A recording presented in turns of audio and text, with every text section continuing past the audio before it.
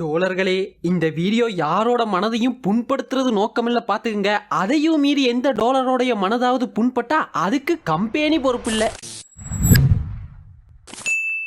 ஒரு சில படங்கள்லாம் இருக்குதுங்க, அது ஒரு பர்பஸ்க்காக எடுக்கப்பட்டிருக்கும். இல்ல அந்த கதையில ஒண்ணு சொல்ல வந்திருப்பாங்க. பட் படம் வரதுக்கு முன்னாடி அவங்க பண்ணக்கூடிய மிஸ்லீடிங் ப்ரொமோஷனாலயோ, இல்ல அந்த படம் வந்ததுக்கு அப்புறமா அவங்க சொல்ல வந்த கருத்தை படத்துல சரியா சொல்லாததாலயோ, இல்ல வேற எதனாவது ஒரு காரணத்தால கூட அந்த படம் மக்களால தவறாக புரிந்து கொள்ளப்பட்டிருக்கும். தவறா அண்டர்ஸ்டாண்ட் பண்ணிட்டு இருப்பாங்க. அதனாலேயே அந்த படம் ஓடாம கூட போயிருக்கலாம், மேபி ஹிட்டும் ஆயிருக்கலாம். அப்படிப்பட்ட ஒரு 10 படங்களை தாங்க இந்த வீடியோல பார்க்க போறோம். ஆக்சுவலி இந்த கண்டென்ட் எனக்கு எப்படி தோணுச்சுன்னா, இந்த ரெட்ரோ இட்லி கடை இதெல்லாம் நல்ல படம் தான்ப்பா அப்படின்னு தொடர்ந்து என்னோட பழைய வீடியோஸ்ல நான் சொல்லும் பொழுது நிறைய பேர் கேட்பாங்க, ஐயோ இதெல்லாம் நல்ல படமா அப்படின்னு என்ன கமெண்ட் செக்ஷன்ல போட்டு கடிப்பதுண்டு. சோ ஏன் அது ஒரு நல்ல படம், எதனால மக்கள் அதை கொண்டாட தவறுனாங்க அப்படின்றதெல்லாம் நான் சொல்லணும்ல. ஆக்சுவலி இந்த படம்லாம் இந்த கேட்டகரிக்குள்ள தான் வரும், மக்களால் தவறாக புரிந்து கொள்ளப்பட்ட படம். அதே போல இன்னொன்னு சொல்லிக்கிறேன், ஒரு சில படங்கள்லாம் ரிலீஸ் ஆனப்போ கொண்டாடப்படாம அதுக்கப்புறமா பல வருஷங்கள் கழிச்சு இது ஒரு நல்ல படம் தான்ப்பா அப்படின்னு மக்களால கொண்டாடப்பட்டிருக்கும். எக்ஸாம்பிளுக்கு சொல்லணும்னா 1001 அன்பே சிவம் இது மாதிரி. இதெல்லாம் இந்த லிஸ்டுக்குள்ளார வராது. இந்த லிஸ்ட்ல நம்ம பார்க்க போறது பூராமே எடுக்கப்பட்ட பர்பஸ்ல அந்த படம் பார்க்கப்படாமல் தவறாக புரிந்து கொள்ளப்பட்ட படங்கள் மட்டும்தான். சோ வணக்கம் டோலர்களே, அப்போ ஆரம்பிக்கலாங்களா? எருமை முருகேஷ், எருமையா?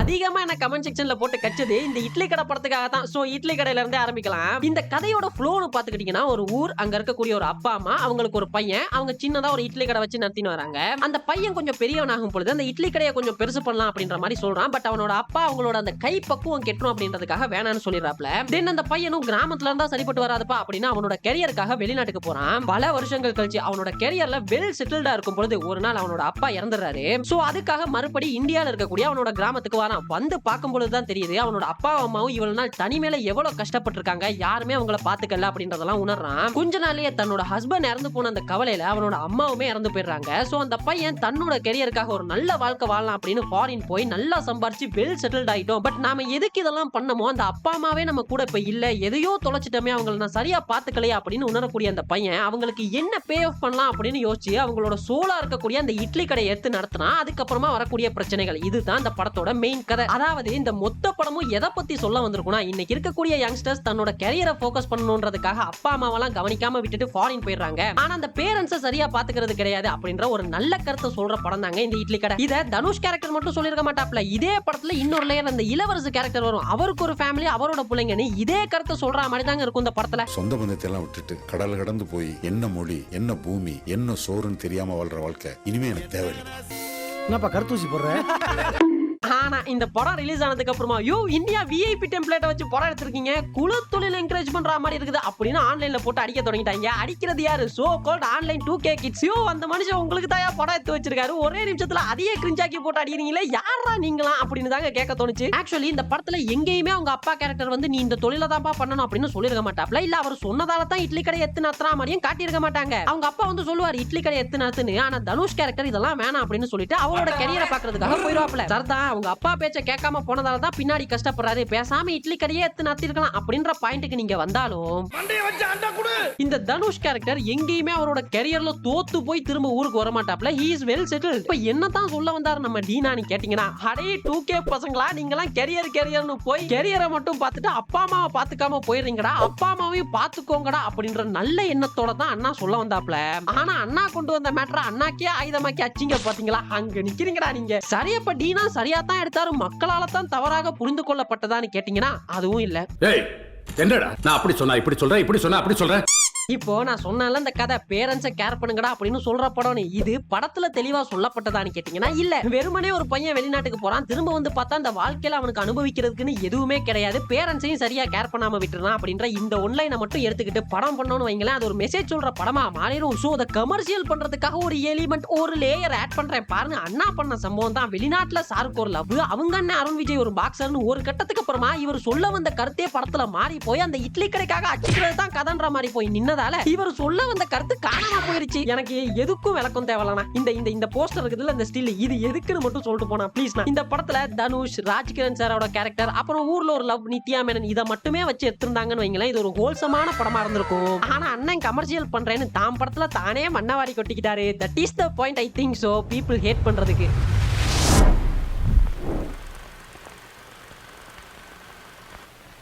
இந்த இட்லி கடைக்கு அப்புறமா நான் நல்லா படம்னு சொல்லி அடி வாங்குனதுன்னா இந்த ரெட்ரோக்கு தான். இந்த படத்தோட கதை எப்படி இருக்குன்னா, தன்னோட வளர்ப்பு அப்பாவோட ரவுடிசம் பண்ணிக்கிட்டு இருக்கக்கூடிய ஹீரோ லவ் பண்றான். கல்யாணம் பண்ணிக்கலாம் அப்படின்னு போகும்போது இந்த ரவுடிசம் எல்லாம் வேணாம் விட்டுலாம் அப்படின்னு நினைக்கும் பொழுது ஒரு இன்சிடென்ட் நடக்குது. தென் அவனோட மனைவி அவனை விட்டு பிரிஞ்சு போயிடுறாங்க. அவங்கள தேடி ஹீரோ போறான். போற இடத்துல தன்னோட பிறப்போட பர்பஸ் என்ன அப்படின்றத தெரிஞ்சுக்கிறான். தென் என்ன ஆகுது அப்படின்ற மாதிரியான ஒரு கதை தான் இது. மோர் ஓவர் இந்த மொத்த படமும் லவ் லாஃப்டர் வார் அப்படின்ற இந்த 3 ஷேட்ஸ்க்குள்ள தான் டிராவல் பண்ணும். அதாவது சிரிப்புனா என்னன்னே தெரியாத, சிரிக்கவே தெரியாத ஹீரோ பாரிக்கு ஒரு லவ் வருது. அந்த லவ் சிரிப்புனா என்ன அப்படின்றத அவனுக்கு உணர்த்துது. தென் சிரிப்புனா என்னன்னே தெரியாத ஊர் மக்களை பாரி சந்திக்கிறான். ஒரு விஷயத்த வாழ்க்கையில பார்க்காத ஒருத்தனுக்கு தான் அந்த விஷயத்தோட அருமை புரியும்னு சொல்ற மாதிரி அந்த ஊர் மக்களோட சிரிப்புக்காக இந்த பாரி கேரக்டர் போர் செய்யறான். இதுதான் லவ் லாஃப்டர் வார். இன்னும் சிம்பிளா சொல்லணும்னா, சிரிப்புனா என்னன்னே தெரியாத ஒருத்தன் சிரிப்புனா என்னன்னே தெரியாத ஊருக்கு சிரிப்பை கொண்டு வந்தானா இல்லையான்றது தாங்க இந்த ரெட்ரோ. ஆமாங்க, அவ்வளவுதாங்க மேட்ரு. இப்போ இந்த படத்தோட மோஸ்ட் கிரிட்டிசிசம் செய்யப்பட்ட பார்ட் என்னன்னா, இந்த படத்தோட கிளைமேக்ஸ் தான். டேய் என்னடா ஒரு ராக்கெட் லான்ச்சரை வச்சுட்டு சிரிச்சுக்கிட்டு இருக்கீங்க அப்படின்னு ட்ரோல் பண்ணாங்க. பட் என்ன கேட்டீங்கன்னா, இந்த படத்துக்கு பக்காவான கிளைமேக்ஸே இதுதாங்க. சிரிப்புனா என்னன்னே தெரியாத, இது வரைக்கும் சிரிப்பையே பார்க்காத மக்கள் அந்த சிரிப்பு அவங்களுக்கு தராதவனை பார்த்து சிரிச்சாங்க. இதுதான் இந்த கதையோட பெஸ்ட் கிளைமேக்ஸா இருந்திருக்க முடியும். பை த வே அதுதான் கிளைமேக்ஸாவும் இருந்தது. அதெல்லாம் சரிதான்பா, படத்துல இருந்தவங்க சிரிச்சாங்க, சரி அதை பார்த்து ஆடியன்ஸ் ஏன்டா சிரிச்சாங்க அப்படின்னு கேட்டீங்கன்னா, இங்க தான் உள்ள வருது மிஸ்லீடிங் மார்க்கெட்டிங் அப்படின்ற மேட்டர். இந்த மொத்த படமும் பார்த்துக்கிட்டீங்கன்னா, நான் முன்ன சொன்ன மாதிரி லவ் லாஃப்டர் வார் அப்படின்ற இந்த 3 ஷேட்ஸ்க்குள்ளார தான் இருக்கும். இத படத்துல பக்காவா காட்டியிருந்தாப்ல Karthik Subbaraj. But first impression is the most important இம்ப்ரெஷன்ன்ற மாதிரி இந்த 3 ஷேட்ஸ்க்குள்ளார தான் படம் இருக்க போகுது அப்படின்றத ட்ரெய்லர்ல மனுஷன் காட்டியிருக்க மாட்டாப்ல. இந்த ரெட்ரோ படத்தோட ட்ரெய்லர் பார்த்துக்கிட்டீங்கன்னா, முழுக்க இப்ப இருக்கக்கூடிய ரீல்ஸ்ல ட்ரெண்டானா மட்டும்தான் அந்த படத்துக்கு மிகப்பெரிய பப்ளிசிட்டியா அமையும். ஹூக் சவுண்ட்ஸ்க்கு கட் பண்றது என்ன, படத்தோட டயலாக இஷ்டமே நீக்கு எடிட் பண்றது என்னன்னு பேசாம நம்மளும் இப்ப இருக்க ட்ரெண்ட்லயே போயிடுவோம். அந்த 3 ஷேட்ஸ் கான்செப்ட மறந்துட்டு என்னென்னமோ கட் பண்ணி ஒரு ட்ரெய்லர் விட்டு இருந்தாப்ல. சோ ஆடியன்ஸோட எக்ஸ்பெக்டேஷன்ஸ் எல்லாம் எப்படி மாறி போச்சுன்னா, இந்த படமும் மக்களை காப்பாத்தக்கூடிய ஒரு ஹீரோ தான் அப்படின்னு ஆடியன்ஸ் எல்லாம் KGF வைபுக்கு போயிட்டாங்க. சோ அவங்களோட கிளைமேக்ஸ் எக்ஸ்பெக்டேஷன் எப்படி இருந்திருக்கும்? ஹீரோ பாப்பான எல்லாமே அச்சு ஓட விட போறாரு, மக்களை காப்பாத்த போறாரு, ராக்கெட் லான்ச்சர் எல்லாம் விட்டு ஓட விட போறாருன்னு எதிர்பார்த்தவங்களுக்கு ராக்கெட் லான்ச்சரை வச்சுட்டு சிரிச்சது ரியல் லைஃப் ஜிகர்தண்டா கிளைமேக்ஸா மாறி போச்சு இந்த ரெட்ரோக்கு. சோ இதுக்கு முழுக்க காரணம் மிஸ்லீட் பண்ணப்பட்ட ட்ரெய்லர் மட்டும்தான்.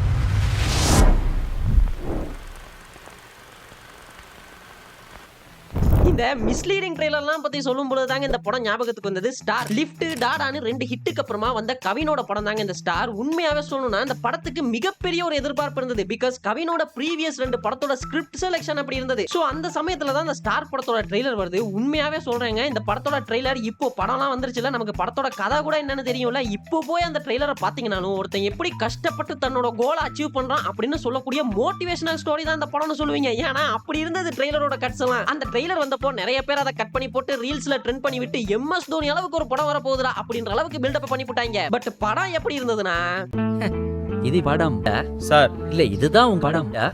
இந்த படமே ஒருத்தனோட 2 பேஸ் ஆஃப் லைஃப்ல நடக்கக்கூடிய லைஃப் ஸ்ட்ரகிள்ஸ் அண்ட் அந்த ஸ்ட்ரகிள்ஸை தாண்டி எப்படி வந்தான்ற மாதிரி தான். மோரோவர் அவனோட லைஃப் ஸ்ட்ரகிள்ஸ்ன்றதையும் தாண்டில அவனோட 2 பேஸ் ஆஃப் லவ் லைஃப் தான் இந்த படம் பேசியிருக்கும். ஹீரோ கேரக்டர் நம்ம எதையாவது சாதிச்சிட மாட்டோமா அப்படின்னு ட்ரை பண்ணும் பொழுது அவனோட லைஃபையே திருப்பி போடுற மாதிரியான ஒரு இன்சிடென்ட் நடக்குது. அண்ட் அந்த லைஃபையுமே அக்செப்ட் பண்ணிக்கிட்டு வரக்கூடிய இன்னொரு லவ் அண்ட் ஹீரோக்கும் ஹீரோவோட மனசாட்சிக்கும் நடக்கக்கூடிய ஒரு போராட்டம் தான் இந்த படமே. சிம்பிளா சொல்லணும்னா ஒரு ஸ்லோ பர்ன் டிராமான்னு வேணா இந்த படத்தை சொல்லலாம். ஆனா அந்த ட்ரெய்லர்லாம் பார்த்துட்டு வந்த ஆடியன்ஸோட எக்ஸ்பெக்டேஷன் எப்படி இருந்திருக்கும்? ஒரு பக்காவான மோட்டிவேஷனல் படம் பார்க்கலாம் அப்படின்னு வந்திருப்பாங்க. அப்படி வந்தவங்களுக்கு என்னடா லவ் படம் ஓட்டுன்னு இருக்கீங்க அப்படின்ற மாதிரி ஆகி போச்சு. ட்ரெய்லரை பார்த்துட்டு படம் நல்லா நம்பிட்டான் போல. இந்த படத்துலயுமே இந்த படத்தோட கிளைமேக்ஸை நிறைய பேர் கிரிட்டிசைஸ் பண்ணியிருந்தாங்க. என்ன இது ஆடியன்ஸை ஏமாத்துற மாதிரியான கிளைமேக்ஸா இருக்குதுன்னு. ஆனா உண்மையா கவனிச்சீங்கன்னா இந்த படத்தோட கிளைமேக்ஸை படத்தோட முதல் சீன்லயே ரிவீல் பண்ணிருப்பாப்ல டைரக்டர். பாரதியாருக்கு மீச தேவையில்ல, உன்னோட நடிப்புல பாரதியாருக்கு முக்கியம்னு சொல்லக்கூடிய அந்த மீசையவே மறக்க வைக்க முடியும். இங்க அப்பியரன்ஸ் முக்கியம் இல்ல, ஸ்கில்ஸ் தான் முக்கியம் அப்படின்றத ஓப்பனிங் சீன்லயே காட்டியிருப்பாப்ல. இப்போ நமக்கு கிளைமேக்ஸ் என்னன்றது தெரியும், கவினோட முகத்துல இருக்க அந்த காயமும் நமக்கு தெரியும். ஆனா இந்த படத்தோட கிளைமேக்ஸ்ல அந்த சிங்கிள் ஷாட்ல இது எல்லாத்தையுமே மறந்து நம்ம பார்த்து இருப்போம். அவன் முகத்துல இருந்து அந்த காயம் இல்ல அப்படின்னு நம்ம ரியலைஸ் பண்ற அந்த பாயிண்ட்ல ரிவீலிங் ஃபேக்டரையுமே வச்சிருந்தாப்ல. ஆக்சுவலி ஒரு சின்ன இன்சிடென்ட் நம்ம லைஃபையே திருப்பி போட்டுருச்சு, நம்மளால ஒண்ணுமே பண்ண முடியாது அப்படின்னு நினைச்சிட்டு வாழக்கூடிய பல பேருக்கு நமக்கு எது வேணாலும் நடந்திருக்கலாம், அது மேட்டரே கிடையாது. நம்ம கிட்ட இருக்கக்கூடிய ஸ்கில்ஸ் தான் மேட்டர்ன்றதை விட மோட்டிவேட்டிங்கா வேற எதையுமே சொல்லிட முடியாதுன்னு நினைக்கிறேன். என்ன பொறுத்த வரைக்கும் இது மோட்டிவேஷனல் ஸ்டோரி எல்லாம் கிடையாது, கவின்ற நடிகனோட நடிப்பு தீனிக்கு தீனி போட்ட படம்னு தான் சொல்லுவேன். ஆக்சுவலி இந்த படமே படத்துல என்ன இருக்குதோ அதை ப்ராப்பரா ட்ரெய்லர்ல காமிச்சு ப்ரொமோஷன் பண்ணியிருந்தாங்கன்னு வைங்களேன், இந்த படமும் நல்லாவே ஓடி இருக்குங்க.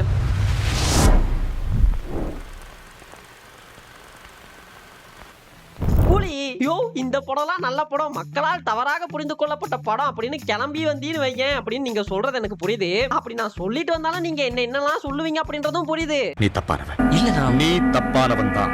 பட் இந்த புலி படத்துல ஒரு மேட்டர் இருக்குதுங்க. என்னன்னா இந்த புலி ரிலீஸ் ஆனது 2015ல. தளபதி ஃபர்ஸ்ட் டைம் ஒரு பீரியட் ஃபிலிம்ல நடிக்கிறாரு அப்படின்றதுனாலயே இந்த படத்துக்கு ஒரு ஹைப் இருந்தது.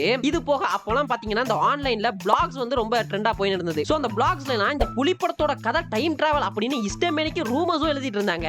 அண்ட் இந்த படத்தோட டைரக்டர் யாருன்னா சிம்புதேவன், 23ஆம் புலிகேசி, இரும்பு கோட்டை மோட்டு சிங்கம் இதெல்லாம் பண்ணிருக்காரு. சோ மேக்கிங்கா ஒரு ராஜா காலத்து பீரியட் ஃபிலிம் எப்படி வரப்போகுது அப்படின்ற ஒரு ஐடியாவும் நமக்கு இருந்ததுன்னு வைங்களேன். அப்போதாங்க குறுக்க இந்த கௌஷிக் வந்தான்ற மாதிரி புலி அக்டோபர்ல ரிலீஸ் ஆகுதுன்னா பாகுபலி 2015 ஜூலை ரிலீஸ் ஆகுது. அண்ட் உங்களுக்கே தெரிஞ்சிருக்கும் Baahubali is the very first movie இன்னைக்கு வரக்கூடிய பிக் பட்ஜெட் லார்ஜ் ஸ்கேல்ல பண்ணக்கூடிய பிரம்மாண்டமான படங்களோட பெர்ஸ்பெக்டிவே மாத்தின படம்னு. மீன்வைல் நாம இதுவரைக்கும் இம்சையரசன், 23ஆம் புலிகேசி, இரும்பு கோட்டை இது மாதிரியான பீரியட் ஃபிலிமே பார்த்துட்டு இருந்த நமக்கு பாகுபலிக்கு அப்புறமா பீரியட் ஃபிலிமோட கண்ணோட்டமே மாறி போச்சுன்னு சொல்லலாம். சோ எல்லாருமே பாகுபலி அளவுக்கு எதிர்பார்க்க தொடங்கிட்டாங்க. அப்போதான் அக்டோபர் மாசமா யார் யானி கோமாளி அப்படின்ற மாதிரி புலி ரிலீஸ் ஆகுது. சோ எல்லாருமே புலிய பாகுபலி கூட கம்பேர் பண்ணி அடிக்க தொடங்கிட்டானுவ. உன்னை பத்தி நான் கூட என்ன நினைச்சுக்கிறேன், நீ உடம்பு சீப்பா இருக்க.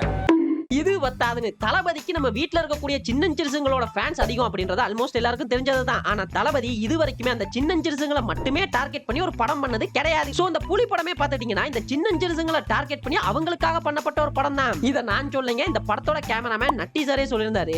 குழந்தைகளுக்கான படம். விஜய் சார் சொல்லும் போது இந்த 8 வயசு ரசிகர்கள் 12-13 வயசு ரசிகர்கள் நான் ஒன்றும் பெருசா பண்ணலங்க, அவங்களுக்காக ஒரு படம் பண்ணணும், அதுதான் எனக்கு இந்த கதை ரொம்ப பிடிச்சிருந்தது. அப்படிதான் அந்த படத்தை ஆரம்பிச்சோம், அப்படிதான் அந்த படத்தை முடிச்சோம். பப்ளிசிட்டி பண்ணும்போது வேற மாதிரி பண்ணிட்டாங்க. இது குழந்தைகளுக்கான படம் பப்ளிசிட்டி பண்ணியிருந்தாங்கன்னா அந்த படத்தை குடும்பம் கூட்டம் பார்த்துருப்பாங்க. அப்படி பண்ண வேண்டிய படம் அது மிஸ் ஆயிடுச்சு.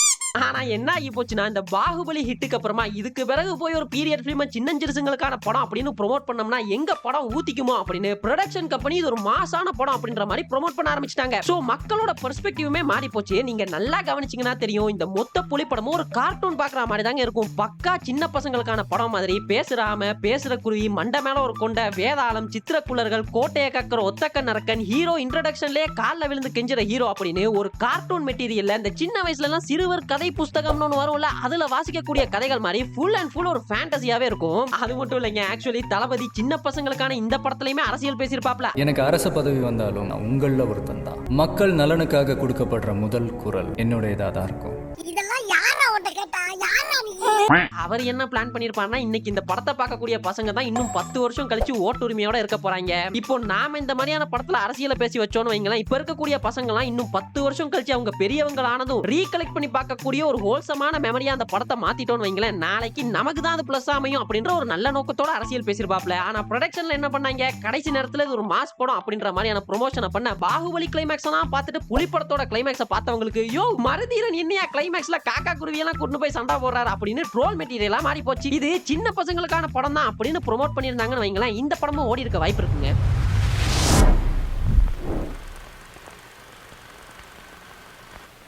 கார்ட்டூன் எடுத்து வச்சுட்டு அதுல அடிமதியெல்லாம் வாங்கின கதையை தானே பார்த்தோம். ஒரு ஸ்பூஃப் ஃபிலிம்ங்க, அதை ஸ்பூஃப்னே தெரியாம அதை போட்டு அச்சிருக்கோம். அந்த கதை தாங்க ஆம்பளை. ஆக்சுவலி இந்த ஆம்பளை படம் பார்த்துக்கிட்டீங்கன்னா இன்னைக்கு இருக்கக்கூடிய நிறைய மீம் டெம்ப்ளேட்ஸ் இந்த படத்துல இருந்து வந்ததா தான் இருக்கும். அதை விட இந்த சுந்தர்சி படம்னால அதுல என்ன வேணாலும் நடக்குங்க. லாஜிக்ன்ற பேச்சுக்கு இடமே இருக்காது. பட் அதையுமே அக்செப்ட் பண்ணிக்கிட்டு சுந்தர்சி படம்னாலே இப்படிதான்ப்பா அப்படின்னு நம்ம பழகிக்கிட்டோம் பாக்குறதுக்கு. பட் இப்பேற்பட்ட லாஜிக் மீறல்களின் பீக் தான் இந்த ஆம்பளை. அதுவும் இந்த விஷால் கார்ல பறந்து வரசின்னு இருக்குது. இன்னைக்கு வரைக்கும் ஐகானிக் மீம் டெம்ப்ளேட்டுங்க. Come on, look at this. Why are Indian films just like anime live anime action? எல்லாம் முன்னாடி ரொம்ப அசிங்கமாயிடுச்சு. Shit. சோ இப்பேற்பட்ட இந்த படம் ஒரு ஸ்பூஃப் ஃபிலிமா, இத நான் சொல்லலைங்க, சுந்தர்சியே ஒரு இன்டர்வியூல சொல்லியிருந்தாரு. ஆம்பளை பத்தினா எல்லாருமே சொல்லுவாங்க ஜீப் பறக்குதுன்ட்டு. நான் பண்ணனதே பேரடி. எத்தனையோ படத்துல வந்து இந்த மாதிரி பறக்கிறதெல்லாம் வச்சு அதை வச்சு காமெடி தான் பண்ணேன் நான். அதை வந்து சீரியஸா எடுத்துக்கிட்டு நீங்க அதை வெச்சதே வந்து ஒரு ஸ்பூஃப் மாதிரி ஒரு பேரடி படமே. ஆம்பளை நீங்க பாத்தீங்கன்னா பேரடி. ஒரு உதாரணத்துக்கு அதுல ஒரு சீன் இருக்கும். வைபவ் தான் வந்து பையன்ட்டு பிரபு சாரும் விஷாலும் கண்டுபிடிப்பாங்க. எல்லாருமே வந்து சரக்கு ஊத்திட்டு தான் தண்ணி ஊத்துவாங்க. இவன் மட்டும் பாத்தீங்களா தண்ணியை ஊத்திட்டு சரக்கு ஊத்துறான் அவங்கள மாதிரி. அப்ப இவன் தான் அவங்க பையன் பாரு. படமே ஸ்பூஃப் தான். அச்சை இது தெரியாம அச்சிட்டோமே. சாரி சுந்தர்சி சார், பட் எப்படி பார்த்தாலும் தப்பு உங்களோடதான். நீங்க இந்த படத்தை விடும் பொழுதே இது ஒரு ஸ்பூஃப் ஃபிலிம் தான் அப்படின்னு சொல்லியே விட்டுருக்கலாம். இந்த தமிழ் படம்லாம் வந்துச்சுல, அப்படி நீங்க சொல்லியே விட்டுருக்கலாம். ஆனா ஒண்ணுப்பா, ஒரு ஸ்பூஃப் ஃபிலிமையே இன்னொரு ஸ்பூஃப் ஃபிலிம்ல ஸ்பூஃப் பண்ணதெல்லாம் இன்னைக்கு தான்டா முத முறையா பாக்குறேன். இது எப்படி இருக்குதுன்னா, இந்த சம்பூர்ணேஷன் ஒருத்தர் இருக்காப்ல யூடியூப்ல, அவர் இது மாதிரியான ஸ்பூஃப் வீடியோ எல்லாம் பண்ணுவாரு. அது ஸ்பூஃப் வீடியோனே தெரியாம ஒரு சிலர்லாம் எடுத்து வச்சு அந்த வீடியோவை போட்டு கிக்கி பிக்கி பண்ணிட்டு இருப்பாங்க. அது மாதிரி இருக்குதுடா. ஒருவேளை எம்எல்ஏ தப்பு இருக்கலாம். அதை ஸ்பூஃப் ரிஜிஸ்டர் பண்ற அளவுக்கு நான் எடுக்கலையா என்னமோன்னு தெரியல. நான் எடுத்தது அப்படி அப்படிதான். நான் அந்த படம் ஆம்பளை எடுத்ததுன்னா ஃபுல்லா அந்த கமர்ஷியல் படத்தெல்லாம் கிண்டல் பண்ணி எடுத்த படம் தான்.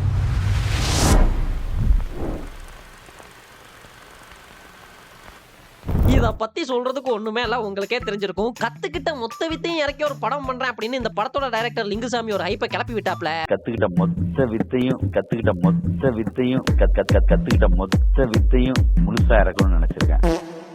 அந்த ஹைப் எந்த அளவு தூரத்துக்கு இருந்துச்சுன்னா அந்த டயத்துல எல்லாம் அஞ்சானுக்கு கேம் விட்டாங்க. இதெல்லாம் என்ன, மண்டையில ஒரு சைடு கோடு விடுறது, புருவத்துல ஒரு கோடை விடுறது, வாயில ஒரு குச்சை வச்சுட்டு சுத்துறது, அண்ட் அந்த ரிங் செயின் இருக்குதுல அத போறதுன்னு அப்ப இருந்த பசங்க எல்லாம் அஞ்சான அணுகணுமா ரசிச்சு ஒரு ஹைப்பை ஏத்தி வச்சிருந்தாங்க. பிடிச்சிருக்கு, ரொம்ப பிடிச்சிருக்கு. ஆனா படம் வந்ததுக்கு அப்புறமா தான் தெரிஞ்சது, பழைய சாதத்தையும் புளியோதரையும் கிண்டி வச்சுட்டா நீ இந்த பேச்சு பேசணுன்ற மாதிரி. இந்த படம் வேற படமா இருக்கும் உண்மையிலேயே, சும்மா வெறும் பேட்டிக்காக இல்ல. அந்த படத்தோட டாப் சீக்ரெட் என்ன தெரியுமா? ஆரம்பத்துல வர அந்த தம்பி கேரக்டர் தான் ராஜுபாய்ன்றது. இத படம் தொடங்கி 10வது நிமிஷத்திலே கண்டுபிடிச்சிடலாம். இது ஒரு ட்விஸ்ட்னு இன்டர்வல் வரைக்கும் இத்துன்னு போய் கடைசியில சூர்யாவோட கரியர்லயே ஒரு அட்டர் ஃபிளாப் மூவி தான் இந்த அஞ்சான்னு சொல்றதுக்கு ஒரே ஒரு காரணம் யார் அப்படின்னா இந்த படத்தோட டைரக்டர் லிங்குசாமி மட்டும்தான். ஏன்னா அவர் ஏத்தி விட்ட பில்டப் அப்படி இருந்தது. இப்போ வந்து அப்படியெல்லாம் பண்ணிட கூடாது, அதை ஒரு உத்வேகத்துல பேசிட்டேன் அப்படின்லாம் சொல்லிட்டு இருந்தாரு. பட் இப்போ சொல்லி என்னத்த பண்ண, இந்த படத்தை இப்போ ரீரிலீஸ் வேற பண்ணியிருந்தாங்க. அது எப்படின்னா வடக்குல இந்த படத்தை எடுத்து அதை ட்ரிம் பண்ணி யூடியூப்ல விட்டுருந்தாங்க. அது யூடியூப்ல ஃபேமஸ் ஆனதால ஒருவேளை நம்ம எடுத்த படம் நல்ல படம் தான் அப்படின்னு லிங்குசாமி மறுபடியும் நம்பி அதை ரீரிலீஸ் பண்ணியிருந்தாரு. இந்த வடக்கு நண்பர்கள்லாம் உஷாரான நண்பர்களுங்க. அவங்க என்ன பண்ணியிருந்தாங்கன்னா இந்த இத்து போன ட்விஸ்டா பார்த்துட்டு கர்மம் இதெல்லாம் ஒரு ட்விஸ்டா அப்படின்னு இந்த ராஜுபாயோட தம்பி கேரக்டர் போர்ஷனையே தூக்கிட்டாங்க. சோ வடக்கு நண்பர்கள்லாம் ஃபர்ஸ்ட் டைம் அஞ்சான பார்க்கும் பொழுதே அதோட ட்ரிம்டு வெர்ஷனை பார்த்ததால அது அவங்களுக்கு நல்ல படமா தோணி இருக்கலாம். பட் அதை எடுத்துன்னு வந்து இங்க ரீரிலீஸ் பண்றேன்னு மறுபடியும் இங்க பண்ணீங்க பாத்தீங்களா? ஆல்ரெடி தான் நம்ம அஞ்சான்ற காவியத்தையே பார்த்தனோம்ல, இனி அதை ட்ரிம் பண்ணி எடுத்துன்னு வந்தா மட்டும் அதுல என்ன என்கேஜிங்கான ஃபேக்டர் இருந்துற போது. சோ ரீரிலீஸ்லயுமே எவனுமே போய் பார்க்கல. ஒரு படம் ரிலீஸ் ஆகி ஃப்ளாப் ஆகி மறுபடியும் அது ரீரிலீஸ் ஆகி ஃப்ளாப் ஆகுறதெல்லாம் இப்பதான்டா பாக்குறேன். ஆனா ஒண்ணுங்க, இந்த அஞ்சான் ரிலீஸ் ஆனப்போ அந்த ஃபேக்கான ஹைப்போ இல்ல ஒரு ட்ரிம்டு வெர்ஷனாவே ரிலீஸ் ஆயிருந்துச்சுன்னு வைங்களேன், இந்த படம் ரிலீஸ் ஆன டயத்துல எப்போ 2014ல இது ஒரு டீசென்டான பிலிமாவே இருந்திருக்கும். இவ்வளவு அடி வாங்கியிருக்க தேவையில்ல.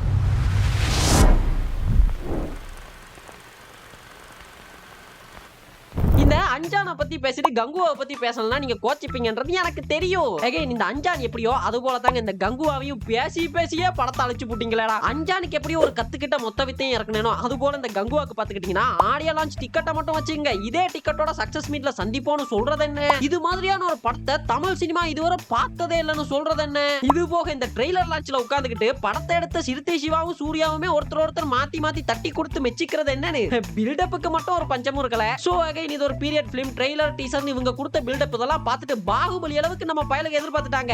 பாகுபலி நான் மீன் பண்றது அந்த ஸ்டோரி வைஸா பாகுபலி அளவுக்கு எதிர்பார்த்துட்டாங்க. இந்த ட்ரெய்லர்ல வேற அந்த காலத்து சூர்யா இந்த காலத்து சூர்யான்னு ரெண்டு கெட்டப் காட்ட டைம் டிராவல் சயின்ஸ் ஃபிக்ஷன் நம்ம ஆளுங்க கற்பனையிலே கங்குவாவை பார்த்து முச்சிட்டாங்க. ஆனா படம் வந்ததுக்கு அப்புறமா தாங்க தெரிஞ்சது இது அவ்வளோலாம் ஒர்த்தே இல்ல. சிவா அங்கிள் மறுபடியும் அதே முன்ஜென்ம கதையை தான் கிண்டி எடுத்துன்னு வந்து மன்னிப்புன்னு பீலா விடுறாருன்னு. எல்லா டைரக்டரையும் கூட்டு படத்தை போட்டு காட்டுறோம், படம் சூப்பரா இருக்குன்னு போட் பண்ணி சொல்ல வைக்கிறோம், மக்களை ஏமாத்தி ஸ்கேம் பண்றோம்.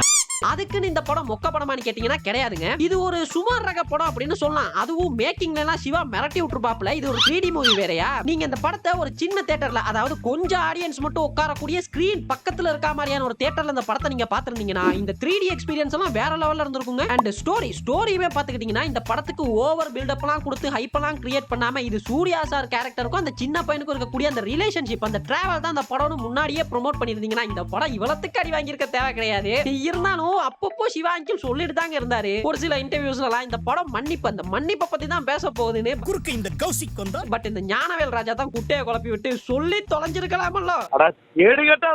எங்கிட்ட சொல்லி தொலைஞ்சிருக்கலாமல்ல.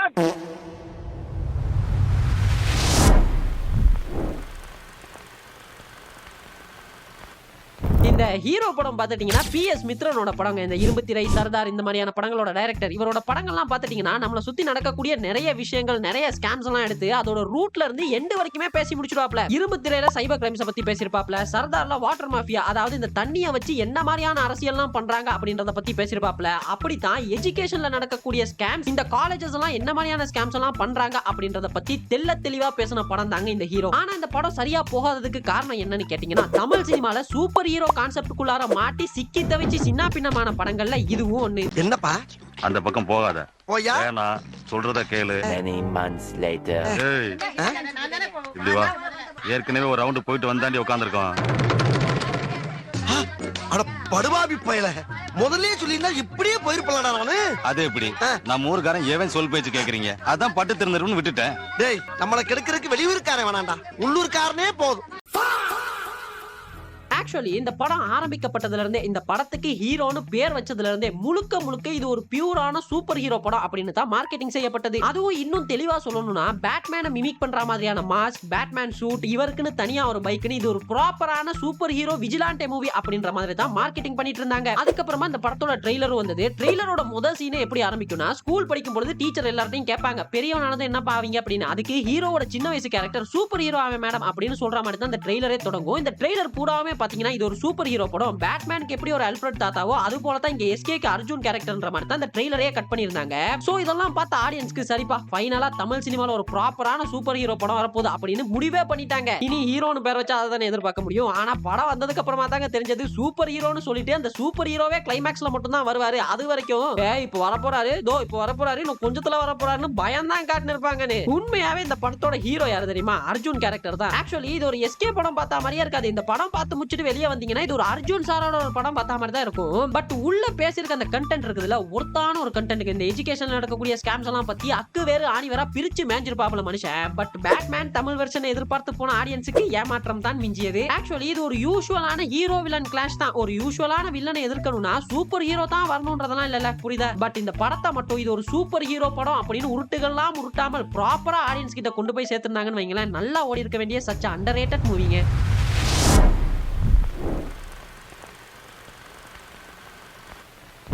இந்த கண்டென்ட்குள்ளார நாங்க இதுவரைக்கும் பேசின படங்கள்லயே கொஞ்சம் வித்தியாசமான படம்னா இதுதாங்க. ஏன்னா இதுவரைக்கும் நாங்க பார்த்த படங்கள்லாம் ஆடியன்ஸ் கிட்ட சரியா ரிசீவ் ஆகாததாலயோ இல்ல சரியாவே ரீச் ஆயிருந்தாலும் அதுல சொல்ல வந்த கருத்தை சரியா சொல்லாததால மக்களால் தவறாக புரிந்து கொள்ளப்பட்டு ஒன்னு ஃபிளாப் ஆயிருக்கும் இல்ல ஆவரேஜா பெர்ஃபார்ம் பண்ணிருக்கும். ஆனா இந்த கபாலி ஒரு படம் தாங்க முழுக்க முழுக்க ஒரு ஃபால்ஸ் மார்க்கெட்டிங்ல உள்ள வந்து ஆடியன்ஸ் எதையோ எதிர்பார்த்துட்டு தியேட்டருக்குள்ள போய் எதையோ ஒன்ன பார்த்துட்டு வந்து இந்த படம் ஹிட் ஆச்சு. அதுவும் சாதா ஹிட்லாம் கிடையாதுங்க. தலைவரோட டாப் 5 கலெக்ஷன் செய்யப்பட்ட படங்கள்ல இந்த படமும் ஒண்ணுன்ற அளவுக்கு ஏகபோக ஹிட் ஆச்சு. எப்போ 2016லயே 100 கோடியில எடுக்கப்பட்ட இந்த படம் ஒரு 250 to 350 கோடி வரைக்குமே கலெக்ஷன் ஆச்சு. ஆனா இந்த படத்துல இருக்கக்கூடிய மேட்டர் என்னன்னா, அங்க என்ன கிணறு வெட்டிட்டு இருக்காங்க பேசியா. இந்த படத்தோட ப்ரொடியூசர் தானு சார், டைரக்டர் பாரஞ்சித் பாத்துட்டீங்கன்னா மெட்ராஸ் அப்படின்ற மிகப்பெரிய வெற்றிக்கு அப்புறமா தலைவரோட கொலாப் பண்றாப்ல. அண்ட் பாரஞ்சித் இந்த மாதிரியான அரசியல்லாம் பேசக்கூடிய டைரக்டர் அப்படின்றது உங்களுக்கே தெரிஞ்சிருக்கும். சோ தலைவரும் பாரஞ்சித்தும் அந்த காம்போல எப்படியான ஒரு படம் வரப்போகுது அப்படின்னு எல்லாருமே வெயிட்டிங்ல இருக்கும் பொழுது இது ஒரு கேங்ஸ்டர் படம், அதுவும் சாதா கேங்ஸ்டர்லாம் கிடையாதுங்க, மலேசியன் கேங்ஸ்டர் மூவி அப்படின்ற அனௌன்ஸ்மெண்ட் வருது. அப்போல இருந்து வெறியான ஹைப்புங்க. யூசுவலாவே அது எந்த லாங்குவேஜா இருந்தாலும் சரி கேங்ஸ்டர் மூவிக்குன்னு ஒரு ஹைப் இருக்குது. அதுவும் தமிழ் தலைவரை வச்சு கேங்ஸ்டர் மூவினா சொல்லவா வேணும். அதுவும் இந்த படத்தோட ப்ரொடியூசர் தானு சார் ஒரு படத்தை எப்படி ப்ராப்பரா மார்க்கெட்டிங் பண்ணணும் அப்படின்றத தானு சார் தான் கத்துக்கணும். ஏன்னா மனுஷன் இறங்கி பண்ணுவாப்ல. தானு கழுதையை குதிரையா விக்கிற வித்த தெரிஞ்சவர் இல்லையா, அந்த வியாபாரத்துல இறங்கிட்டாரு. அப்படிதான் இந்த 2016ல அந்த வருஷம் இந்த படம் வரும் வரைக்குமே பாத்தீங்கன்னா எங்க பார்த்தாலும் கபாலி கபாலி கபாலி அப்படின்ற டாக்கே இருக்கும். இப்போதான் இந்த ட்ரெயின் ஃபிளைட் இதுக்கெல்லாம் ஸ்டிக்கரிங் பண்ணி ப்ரோமோட் பண்றத நார்மலைஸ் பண்ணிட்டாங்கன்னு நினைக்கிறேன். எனக்கு தெரிஞ்சு ஃபர்ஸ்ட் இந்த கபாலின்ற தமிழ் படத்துக்கு தான் ஒரு மொத்த ஃபிளைட்டுக்கே கபாலி ஸ்டிக்கரிங் பண்ணாங்கன்னு நினைக்கிறேன். அதுவும் இந்த படம் ரிலீஸ் ஆன டயத்துலனா இப்போதாங்க இந்த ஆன்லைன் புக்கிங் எல்லாம், அப்போலாம் தியேட்டருக்கு போய் தான் டிக்கெட் எடுக்கணும்ன்ற கல்ச்சர் இருந்தது. So first day first show மட்டும் கிடையாது, மொத்த ஷோக்குமே ஒவ்வொரு தியேட்டர்காரனும் இஷ்டமேனிக்கு விலைய போட்டு வித்து தள்ளின்னு இருந்தாங்க. ஸ்டில் எல்லாமே ஹவுஸ்ஃபுல் ஆச்சு. ஏன்னா பொறந்த ஹைப் அப்படி. பட் படம் இவங்க கொடுத்த ஹைப் அளவுக்கு இருந்துச்சான்னு கேட்டீங்கன்னா ஸ்டில் அது ஒரு கேங்ஸ்டர் மூவி தான். பட் இது கேங்ஸ்டர் தன்னோட வைஃபை தேடி போன ஒரு ஹோல்சமான ஆஃப்டர் மேரேஜுக்கு அப்புறமா இருக்கக்கூடிய லவ் பத்தின படம் அப்படின்றது உள்ள போனதுக்கு அப்புறமா தாங்க தெரிஞ்சது. ஆக்சுவலி இது ஒரு மொக்க கதையான்னு கேட்டீங்கன்னா கிடையாது, இது ஒரு நல்ல கதை தான். பட் அப்போ சூப்பர் ஸ்டார் பாத்துட்டீங்கன்னா அவரோட கேரியரின் உச்சத்துல பீக்ல இருந்தாப்ல. சோ பீக்ல இருக்கக்கூடிய சூப்பர் ஸ்டார் இப்படிப்பட்ட ஒரு கதையில நடிச்சிருப்பாரா அப்படின்னு அப்போ யோசிக்க தோணல. இந்த படம்லாம் எப்படி அப்போ அவ்வளவு ஓடிச்சுன்னு தெரியல. ஆக்சுவலி இந்த படத்தை இப்படி வேணா சொல்லாங்க, தவறாக ப்ரோமோட் செய்யப்பட்ட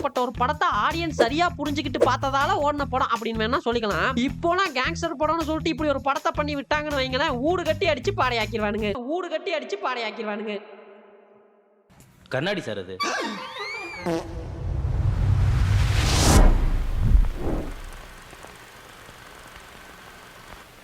சீரியஸ் சீரியஸா சொல்றேங்க, இந்த படத்தை இப்போ ஜெயா டிவில எல்லாம் போடுவாங்கல்ல, அப்பலாம் கூட யோசிப்பேன் ஏன் இந்த படம் ஆடலன்னு. மாற்றானிசா அண்டர்ரேட்டட் ஜெம்முங்க. இப்போ இந்த 1001 அன்பே சிவம் மயக்கம் என்ன இதெல்லாம் சொல்றாங்கல்ல, சே இதெல்லாம் அப்பவே கொண்டாடப்பட்டிருக்காங்க, அப்படி கூட மாற்றான சொல்ல மாட்டேங்கிறாங்களேன்றதான் ஒரே ஒரு கவலை. ஆக்சுவலி இந்த படத்துல என்ன ஆயிடுச்சுன்னா 2012ல கிட்டத்தட்ட ஒரு 13-14 வருஷத்துக்கு முன்னாலேயே கேவி ஆனந்த் சார் அப்பா கேரக்டர் ஒரு பக்காவான வில்லனா காட்டுறது என்ன, ஒரு ட்வின் இறந்ததுக்கு அப்புறமா அவரை லவ் பண்ணிக்கிட்டு இருந்த ஹீரோயின் மத்த ட்வின் கேரக்டரை லவ் பண்றது என்னன்னு இது மாதிரியான சென்சிட்டிவான லைன்ஸ் எல்லாம் தொட்டிருந்தாப்ல. அப்போ இருந்த ஆடியன்ஸ் இந்த மாதிரியான சென்சிட்டிவான லைன்ஸ்க்கெல்லாம் பழக்கப்பட்டிருந்தாங்களா அப்படின்னா அது ஒரு கேள்விக்குறிதான். அதே எப்படி அப்பாவே சொந்த பிள்ளைக்கு வில்லனா வருவாரு, எப்படி அண்ணனை லவ் பண்ணிக்கிட்டு இருந்த ஹீரோயின் தம்பியையுமே லவ் பண்ணுவாங்க அப்படின்னு இது மாதிரியான ஒரு சில கல்ச்சரல் பேரியர்ஸ் எல்லாம் இருந்தது. பட் இப்போ இது மாதிரியான ஒரு படத்தை எடுத்து விட்டா ஓடும்னு வைங்களேன். அண்ட் இன்னொரு முக்கியமான மேட்டர் என்னன்னா மாற்றான் படத்தோட ஸ்கிரீன் பிளேயுமே கொஞ்சம் காம்ப்ளிகேட்டடான ஸ்கிரீன் பிளே தான். இவ்வளவு கிரிட்டிக்கலான எலிமெண்ட்ஸ் எல்லாம் படத்துல வச்சுக்கிட்டும் கேவி ஆனந்த் சார் பண்ண தப்பு என்ன தெரியுமா? என்னவா இருக்கும்? எனக்கு என்னடா தெரியும், கேளுடா. இந்த படத்துல இவ்வளவு எலிமெண்ட்ஸ் இருந்தாலும் இந்த படத்துல சூர்யா சார் டபுள் ஆக்ஷன் பண்றாரு பாருங்களேன், அதுவும் கன்ஜாயின்ட் ட்வின்ஸா பண்றாரு. ஒரே சமயத்துல ஒரே ஃப்ரேம்ல ரெண்டு பேரையும் ஒட்டி பிறந்த ரெட்டையர்களா காட்டுறோன்னு இந்த ஒரே ஒரு எலிமெண்ட்டை மட்டும் கிரவுட் புல்லிங் டூலா எடுத்துக்கிட்டு ட்ரெய்லர் ப்ரொமோஷன் டிவில குத்த இன்டர்வியூன்னு படம் ரிலீஸ்க்கு முன்னாடி இந்த ஒரே ஒரு எலிமெண்ட்டை மட்டுமே வச்சு ப்ரொமோஷன்லாம் பண்ண தொடங்குனாங்க. ஆடியன்ஸுக்கு இந்த படம் எதை பத்தினதுன்றது தெரியாது, இந்த படத்துல என்ன சொல்ல போறாங்கன்றது தெரியாது, இப்படின்னு எதுவுமே தெரியாது. வெறுமனே இந்த படத்துல சூர்யா சார் ஒட்டி பிறந்த ரெட்டையர்களா நடிக்கிறாங்களா அப்படின்ற இந்த ஒரு எலிமெண்ட்டை மட்டுமே நம்பி ஆடியன்ஸ் எல்லாம் தியேட்டருக்கு வந்தாங்க. அதுக்குன்னு ஆடியன்ஸையுமே ப்ளேம் பண்ணிட முடியாது. பிகாஸ் மூவி டீம் ப்ரோமோட் பண்ணது இந்த ஒரு எலிமெண்ட்டை வச்சு தான். அது எந்த அளவு தூரத்துக்கு இருந்ததுன்னா படத்தோட டைட்டில் இதை தான் சொல்லும், இந்த படத்தோட டைட்டில் டிசைன் கூட இதை தான் சொல்லும். இதுல இந்த ப்ரொமோஷனை இன்னொரு படி மேல கொண்டு போற மாதிரி இந்த VFX எல்லாம் எப்படி அச்சீவ் பண்ணாங்க அப்படின்ற மாதிரியான ஒரு வீடியோவையுமே ரிலீஸ் பண்ணியிருந்தாரு கேவி ஆனந்த் சார். பட் அவரையுமே நம்ம தப்பு சொல்லிட முடியாது. பிகாஸ் அப்போலாம் எப்போ 2012ல படத்துல ஏதாவது புதுசா காட்டி புதுசா எதனாவது குரலி வித்த காட்டி தியேட்டருக்கு கிரவுட் புல் பண்ற ஒரு கல்ச்சர் இருந்தது. சங்கர் சார்லாம் அப்படிதான் ஏமாத்தி இருந்தாரு. பட் ஸ்டில் படத்துல இருக்கக்கூடிய VFX ஒர்க் எல்லாம் பக்காவா இருந்தாலும் என்ன ஏதுனே தெரியாம படம் பார்க்க போன ஆடியன்ஸ்க்கு ஒரே அடியா கல்ச்சரல் பேரியர்ஸ் எல்லாம் தாண்டி ஒன்னு ஸ்பூன் ஃபீட் பண்ணும் பொழுது அத ஆடியன்ஸால ஏத்துக்க முடியாம போயிருச்சு. மத்தபடி மாற்றான் ஒரு தரமான படங்க. இதெல்லாம் அப்போ வந்திருக்க வேண்டிய படம் இல்ல, இப்போ வர வேண்டிய படம். சோ இதுதாங்க எனக்கு தெரிஞ்சு நம்ம கொண்டாட தவறிய தப்பாக புரிந்து கொள்ளப்பட்ட ஒரு சில படங்கள். இதுல மோஸ்ட் ஆஃப் த மூவிஸ் பாத்துக்கிட்டீங்கன்னா தவறா ப்ரோமோட் பண்ணப்பட்டதால தான் ஓடாம போயிருக்கும். சோ இதுல இருந்து என்ன புரியுது, ஒரு படத்துல என்ன இருக்குதோ அதை வச்சு கொஞ்சமா ப்ரோமோட் பண்ணீங்கனாலும் அந்த எலிமெண்ட்ஸ் எல்லாம் படத்துல சரியா இருந்து அதே சமயத்துல நல்லாவும் இருக்கும் பட்சத்துல அந்த படம் எல்லாம் ஓடிடும். இதே அந்த படத்துல இல்லாத பொல்லாததெல்லாம் வெறும் கிரவுட் புல்லிங்காக மட்டுமே மிஸ்லீட் ப்ரொமோஷன் பண்ணீங்கன்னு வைங்களேன், அதுவே அந்த படத்துக்கு பேக் ஃபயர் ஆயிரும். இதுதான் இன்றைய வீடியோவோட கருத்து. சோ இதே மாதிரி மக்களால் ஏதோ ஒரு காரணத்தால தவறாக புரிந்து கொள்ளப்பட்டு இன்னைக்கு வரைக்கும் கொண்டாட தவறிய படங்கள் எதனாவது உங்களுக்கு தெரிஞ்சிருந்துச்சுன்னா அதை கமெண்ட்ஸ்ல சொல்லிட்டு போங்க. அப்புறம் என்னங்க நம்ம சோசியல் மீடியா லிங்க் கீழே சும்மாவே கிடக்குது, போற பக்கம் அதையும் ஃபாலோ பண்ணிக்கங்க. அப்புறம் என்னங்க இன்னொரு சூப்பரான வீடியோல மீட் பண்ணலாம். அதுவரை நன்றி, வணக்கம்.